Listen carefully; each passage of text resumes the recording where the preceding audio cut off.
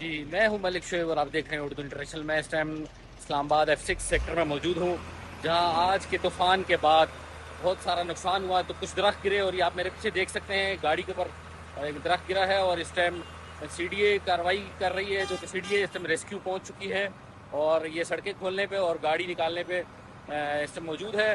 بتایا جا رہا ہے کہ گاڑی کا ڈرائیور اس ٹائم موقع پہ موجود نہیں تھا, گاڑی پارکنگ میں کھڑی ہوئی تھی. شدید طوفان کے بعد گاڑی کو نقصان پہنچا. اس طرح اسلام آباد کی کئی سڑکوں پر کافی سارے درخت گرے ہیں